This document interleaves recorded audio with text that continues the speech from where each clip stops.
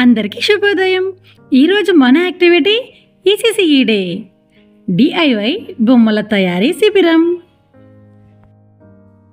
DIY అంటే do it your self, అంటే మన చేతులతో ఇంట్లో లభించే సాధారణ వస్తువులతో కొత్తగా ఉపయోగకరమైన వస్తువులు తయారు చేయటం.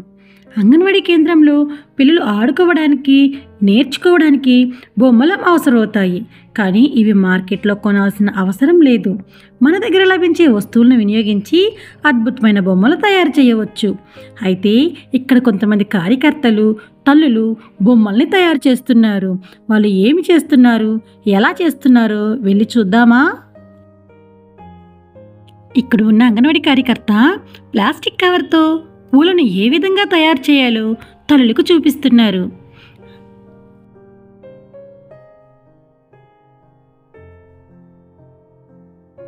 అరే వావ్, ప్లాస్టిక్ కవర్లతో పూలను బాగా తయారు చేశారు కదా. అయితే రండి, మట్టితో కూడా బొమ్మలు చేస్తున్నారు, వెళ్ళి చూద్దామా?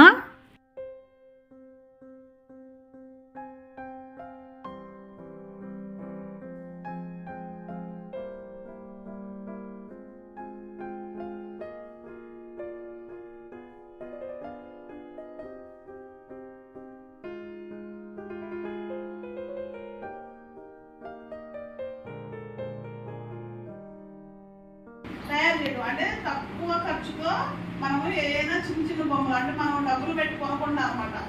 మట్టితో వచ్చేసరికి మనం టీవీ, ఫ్రిడ్జ్ అలాంటివన్నీ తయారు చేసి పిల్లలకి చూపించాలి.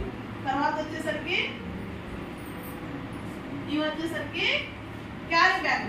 ఈ కూరగాయలు అలాంటివి తెచ్చుకుంటారు కదా, అలాంటివి తెచ్చుకున్నప్పుడు వేస్ట్గా పడైపోకుండా మనం అందంగా చిన్న చిన్న ఫ్లవర్ వాజులు లాగా తయారు చేయొచ్చు అనమాట.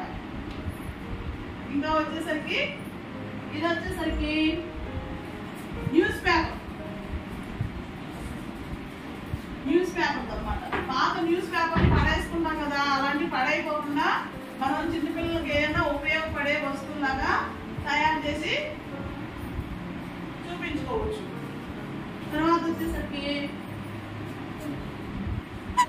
ఇవి వచ్చేసరికి ఖాళీ కూల్ డ్రింక్ బాటిల్స్ గా మూతలు. వీళ్ళు ఇలాగా కళ్ళు తయారు చేసినవి ఉన్నాయి బొమ్మలు. కొంచెం సేపు చూడండి.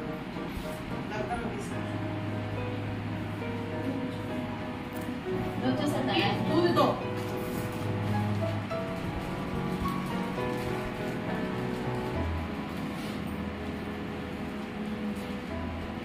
ఇవి కూడా ప్లాస్టిక్ బాటిల్ మూతలు. వీటితో వచ్చేసరికి కలర్ కోసం, నంబర్స్ కోసం, పిల్లలకి మనం నంబర్స్ జప్ చేయడం. ఇక్కడ వచ్చేసరికి ఈ తల్లి వచ్చేసరికి కూరగాయలు, పండ్లు తయారు చేసి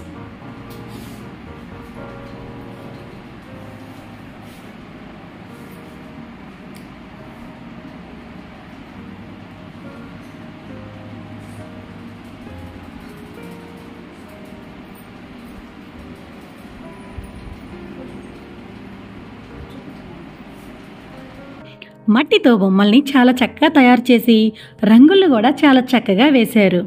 అదేవిధంగా ప్లాస్టిక్ డబ్బాలతో కూడా ఇంటికి డెకరేషన్ చేయడం కోసం వస్తువులను కూడా చాలా చక్కగా తయారు చేస్తున్నారు కదా.